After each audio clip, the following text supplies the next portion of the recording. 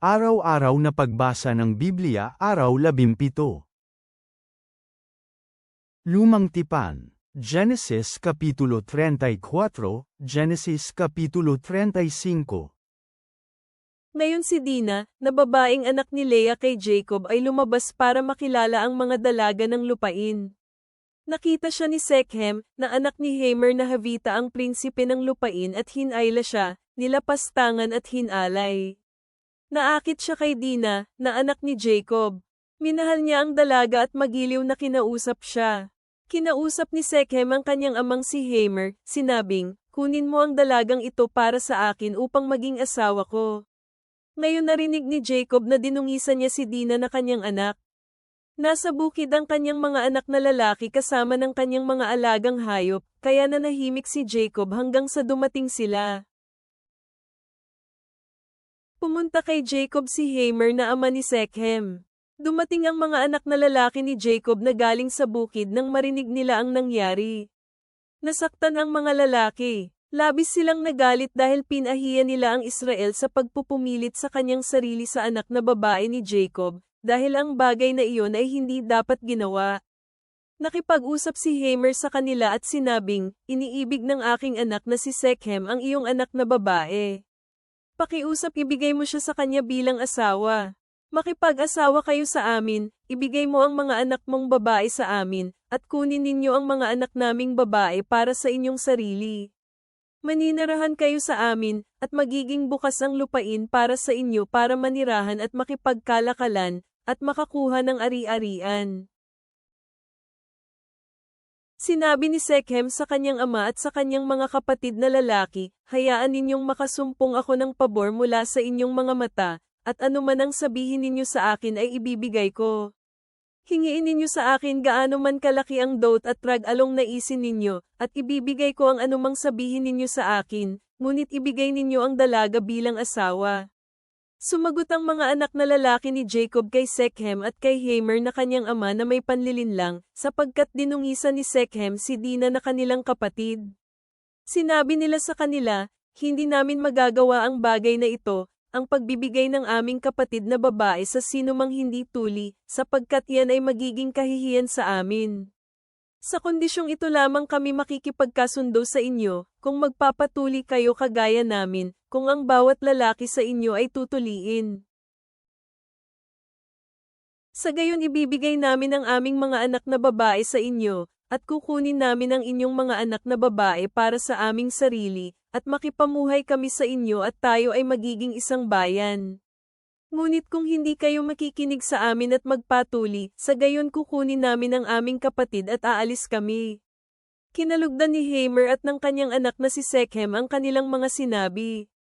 Hindi na nag-atubili ang binatang gawin kung ano ang sinabi nila, dahil siya ay nalugod sa anak na babae ni Jacob, at dahil siya ang pinakamarangal na tao sa buong sambahayan ng kanyang ama. Pumunta si Hamor at Shechem sa kanyang anak sa tarangkahan ng kanilang syudad at nakipag-usap sa mga kalalakihan ng kanilang syudad na sinasabing, "Ang mga taong ito ay namumuhay ng payapa kasama natin, kaya hayaan natin silang mamuhay sa lupain at manggal-akal dito, dahil tunay na ang lupain ay malawak na sapat para sa kanila. Kunin natin ang mga anak nilang babae bilang mga asawa, at ibigay natin sa kanila ang ating mga anak na babae. Sa ganitong kondisyon lamang papayag ang mga kalalakihan na manirahan kasama natin at tayo'y maging isang bayan, kung tutuliin ang bawat lalaki sa atin, tulad ng sila ay tuli. Hindi ba maaaring ang kanilang mga alagang hayop at ang kanilang ari-arian, lahat ng kanilang mga hayop ay magiging atin? Kaya makipagkasundo tayo sa kanila, at maninirahan sila kasama natin." Lahat ng mga lalaki ng lungsod ay nakinig kay Hamor at Shechem, na kanyang anak. Nagpatuli ang bawat lalaki. Sa ikatlong araw, nang matindi ang sakit ng sugat nila, ang dalawa sa mga anak na lalaki ni Jacob, sina Simeon at Levi na mga kapatid ni Dina, ang kanilang espada at pumunta sa lungsod na walang bantay, at pinatay ang lahat ng mga kalalakihan. Pinatay nila si Hamor at Shechem na kanyang anak sa pamamagitan ng talam ng espada. Kinuha nila si Dina mula sa bahay ni Shechem at umalis. Ang ibang anak na lalaki ni Jacob ay pumunta sa mga patay na katawan at ninakawan nila ang syudad, dahil nilapastangan ng mga tao ang kanilang kapatid na babae. Kinuha nila ang kanilang mga kawan, mga pangkat ng hayop, mga asno at lahat ng bagay na nasa syudad at nakapalibot na mga bukid kasama ang lahat ng kanilang kayamanan. Hinuli nila ang lahat ng kanilang mga anak at mga asawa. Kinuha nila maging ang lahat ng bagay na nasa mga bahay. Sinabi ni Jacob kay Simeon at Levi, "Nagdala kayo ng gulo sa akin upang bumaho ako sa mga naninirahan sa lupain, sa mga Kananiyo at mga Perezeo. Kakaunti na lamang ang aking bilang. Kung iipunin nila ang kanilang mga sarili laban sa akin at lulusubin ako, malilipol ako at ang aking sambahayan." Ngunit sinabi ni Simeon at Levi, "Maaari bang pakitunguhan ni Shechem ang aming kapatid na katulad ng babaeng bayaran?" Sinabi ng Diyos kay Jacob, "Humayo ka, pumunta ka sa Bethel, at manatili roon. Gumawa ng altar doon sa Diyos na nagpakita sa iyo nang ikaw ay tumakas mula kay Esau na iyong kapatid." Pagkatapos sinabi ni Jacob sa kanyang sambahayan at sa lahat ng kasama niya, "Ilayo ang mga dayuhang Diyos na kapiling ninyo, linisin ang inyong mga sarili, at palitan ang inyong mga damit. Pagkatapos umalis tayo at pumunta sa Bethel. Magtatayo ako ng altar doon sa Diyos na sumagot sa akin sa araw ng aking paghihinagpis, at naging kasama ko saan man ako pamaroon." Kaya ibinigay nila kay Jacob ang lahat ng dayuhang mga Diyos na nasa kanilang mga kamay at mga hakaw na nasa kanilang mga tainga. Inilibing ni Jacob ang mga ito sa ilalim ng puno ng kakayuhang malapit sa Sequem. Habang naglalakbay sila, ginawa ng Diyos na masindak ang mga syudad na nakapaligid sa kanila, kaya hindi hinabol ng mga taong iyon ang mga anak ni Jacob. Kaya dumating si Jacob sa Luz, iyon ay Bethel, na nasa lupain ng Canaan, siya at ang lahat ng mga taong kasama niya.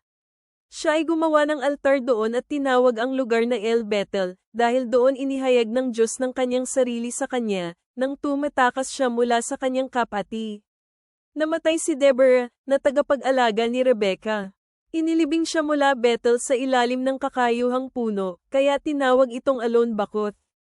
Nang si Jacob ay dumating mula sa Paddan Aram, nagpakita ang muli ang Diyos sa kanya at pinagpala siya. Sinabi ng Diyos sa kanya, "Ang pangalan mo ay Jacob, ngunit ang iyong pangalan mo ay hindi natatawaging Jacob. Ang pangalan mo ay magiging Israel." Kaya tinawag ng Diyos ang kanyang pangalang Israel. Sinabi ng Diyos sa kanya, "Ako ang makapangyarihang Diyos. Maging mabunga ka at magpakarami. Isang bansa at samahan ng mga bansa ang manggagaling sa iyo, at mga hari ang magiging mga kaapu-apuhan mo. Ang lupaing ibinigay ko kina Abraham at Isaac, ibibigay ko sa iyo. Sa iyong mga kaapu-apuhang susunod sa iyo akin ding ibibigay ang lupain." Umalis ang Diyos paakyat mula sa kanya sa lugar kung saan nakipag-usap siya sa kanya. Sinagtayo si Jacob ng haligi sa lugar kung saan nang usap sa kanya ang Diyos, isang haliging bato. Nagbuhos siya ng handog na inumin at nagbuhos ng langis doon. Pinangalanan ni Jacob ang lugar kung saan nang usap sa kanya ang Diyos, na Bethel. Naglakbay pa sila mula sa Bethel. Habang may kalayuan pa sila mula Ephrath, nakaramdam na si Rachel ng panganganak. Nakaranas siya ng matinding hirap sa panganganak. Habang siya ay nasa pinakamatinding kahirapan sa panganganak, sinabi ng hilit sa kanya, "Huwag kang matakot, dahil ngayon magkakaroon ka ng isa pang anak na lalaki." Habang naghihingalo siya, kasabay ng kanyang huling hininga pinangalanan niya siyang Benoni, ngunit ang kanyang ama ay tinawag siyang Benjamin. Namatay si Rachel at inilibing sa daan papunta sa Ephrath, iyon ay Bethlehem. Nagtayo si Jacob ng isang haligi sa ibabaw ng kanyang libingan. Iyon ang palatandaan ng libingan ni Rachel hanggang sa araw na ito. Si Israel ay naglakbay pa at itinayo ang kanyang tolda sa ibayo ng Migdal Eder. Habang nakatira si Israel pa sa lupaing iyon, sumiping si Reuben kay Bilha na ibang asawa kanyang ama, at narinig ito ni Israel. Ngayon si Jacob ay may 12 anak na lalaki. Ang kanyang mga anak na lalaki kay Leah ay sina Reuben, panganay ni Jacob, at si Simeon, Levi, Judah, Issachar, at Zebulun. Ang kanyang mga anak na lalaki kay Raquel ay sina Jose at Benjamin. Ang kanyang mga anak na lalaki kay Bilha, na babaeng lingkod ni Raquel, ay sina Dan at Naphtali. Ang mga anak na lalaki ni Zilpa, na babaeng lingkod ni Leah, ay sina Gad at Asher. Lahat ng mga ito ay mga anak na lalaki ni Jacob na ipinanganak sa kanya sa Paddan Aram. Si Jacob ay pumunta kay Isaac, na kanyang ama, sa Mamre sa Kiriath Arba, pareho sa Hebron, kung saan nanirahan sina Abraham at Isaac. Nabuhay si Isaac sa loob ng 180 taon. Inihinga ni Isaac ang kanyang huli at siya ay namatay, at tinipon siya sa kanyang mga ninuno, isang matandang lalaking ganap ang mga araw. Inilibing siya ng kanyang mga anak na sina Esau at Jacob. Bagong tipan. Matthew 46 minuto pasado alas 12:50, Matthew 13:1-17. Habang nagsasalita pa si Jesus sa napakaraming tao, masdan ito, ang kanyang ina at mga kapatid ay nakatayo sa labas, hinahanap siya upang kausapin. May nagsabi sa kanya, "Tingnan mo, ang iyong ina at ang iyong mga kapatid na lalaki ay nakatayo sa labas, hinahanap ka upang makausap." Ngunit sumagot si Jesus at sinabi sa kanya, "Sino ang aking ina? At sino ang aking mga kapatid?" Pagkatapos iniunat niya ang kanyang kamay sa kanyang mga alagad at sinabi, "Tingnan ninyo, nandito ang aking ina at ang aking mga kapatid. Sapagkat ang sino mang gumagawa sa kagustuhan ng aking amang nasa langit, ang taong iyon ay aking kapatid at ina." Sa araw na iyon ay lumabas ng bahay si Jesus at umupo sa tabi ng dagat. May napakaraming bilang ng tao ang pumalibot sa kanya kaya sumakay siya sa isang bangka at umupo doon. Ang lahat ng tao ay tumayo sa dalampasigan. At nagsabi si Jesus sa kanila ng maraming bagay sa pamamagitan ng talinghaga. Kanyang sinabi, "Masdan ito, isang manghahasik ang lumabas upang maghasik." Sa kanyang paghahasik, nahulog ang ilang mga binhi sa tabi ng daan, dumating ang mga ibon at kinain ang mga ito. Ang ibang mga binhi naman ay nahulog sa mabatong lupa kung saan kakaunti lamang ang lupa. Ang mga ito ay mabilis na tumubo sapagkat mababaw lamang ang lupa. Ngunit nang sumikat na ang araw, ang mga ito ay natuyo dahil wala itong mga ugat, at nalanta ang mga ito. Ang ibang mga binhi ay nahulog sa may mga matitinik na halaman. Lumaki ang mga halamang may tinik at sinakal ang mga ito. Ang ibang mga binhi ay nahulog sa mabuting lupa at ang mga ito ay namunga, ang iba ay tig-100, ang iba ay tig-60, at ang iba ay tig-30. Ang may taingang pandinig, ay makinig. Dumating ang mga alagad at sinabi kay Jesus, "Bakit mo kinakausap ang mga tao sa pamamagitan ng mga talinghaga?" Sumagot si Jesus at sinabi sa kanila, "Nabigyan kayo ng pribilehiyo ng pagkaunawa sa mga hiwaga ng kaharian ng langit, ngunit sa kanila ay hindi naibigay. Dahil kung sino man ang mayroon na ay higit pang mabibigyan at siya ay magkakaroon ng sagana. Ngunit ang sino man na wala, kukunin sa kanya maging ang tanging mayroon siya. Kaya kinakausap ko sila sa pamamagitan ng mga talinghaga, sapagkat kahit na sila ay nakakakita, hindi sila tunay na nakakakita. At bagaman nakaririnig sila ay hindi naman sila tunay na nakaririnig, ni hindi sila makaunawa." Sa kanila natupad ang propesya ni Isaias, na nagsasabi, "Habang pinakikinggan ay inyong maririnig, ngunit hindi ninyo talaga maintindihan, habang tinitingnan ay inyong nakikita, ngunit hindi ninyo talaga maunawaan." Sapagkat ang puso ng mga taong ito ay naging mapurol, at hirap sila sa pakikinig, at ipinikit nila ang kanilang mga mata upang hindi sila makakita sa kanilang mga mata, o makarinig sa kanilang mga tainga, o makaintindi sa kanilang mga puso, upang sila ay babalik muli at sila ay aking pagagalingin. Ngunit pinagpala ang inyong mga mata, sapagkat ang mga ito ay nakakakita, at ang inyong mga tainga, sapagkat ang mga ito ay nakakarinig. Totoo itong sinasabi ko sa inyo na maraming mga propeta at mga taong matuwid ang ninais na makita ang mga bagay na inyong nakikita, ngunit hindi nila ito nakita. Ninais nila na marinig ang mga bagay na inyong mga naririnig, ngunit hindi nila ito napakinggan.